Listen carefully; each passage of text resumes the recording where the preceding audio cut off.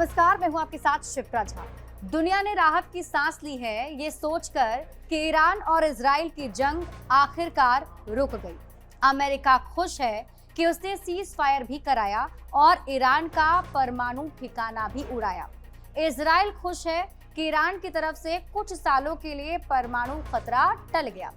भले ही जंग खत्म हो गई हो, लेकिन दोनों देशों के बीच तनाव पहले जैसा ही है और इसकी ताजा मिसाल ये है कि ईरान ने बुधवार सुबह 3 लोगों को फांसी दे दी। इन पर इजराइल के लिए जासूसी करने और हत्या की साजिश रचने का आरोप था।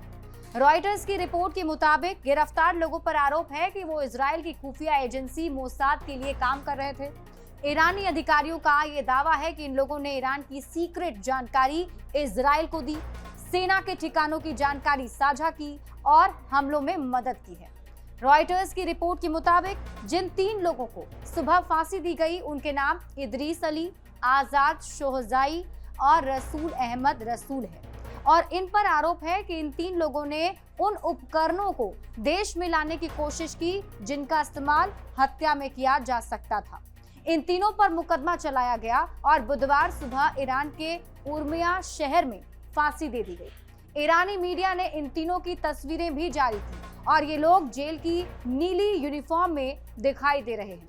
13 जून 2025 को जब ईरान और इजराइल के बीच जंग शुरू हुई थी, उसी वक्त ईरान ने कहा था कि जो लोग इजराइल के लिए काम करेंगे उनके खिलाफ सख्त कदम उठाए जाएंगे और इसी के तहत बीते रविवार और सोमवार को भी कुछ लोगों को फांसी दी गई थी।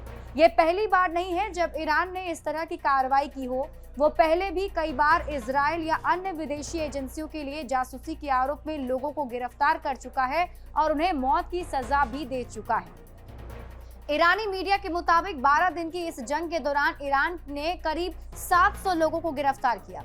इन पर आरोप है कि ये लोग इजराइल से जुड़े थे या उसके लिए जासूसी कर रहे थे। इतना ही नहीं, अभी भी ईरान की जेलों में कई मोसाद के एजेंट बंद हैं जिनसे अभी पूछताछ जारी है और कुछ को जल्द ही सजा सुनाई जा सकती है।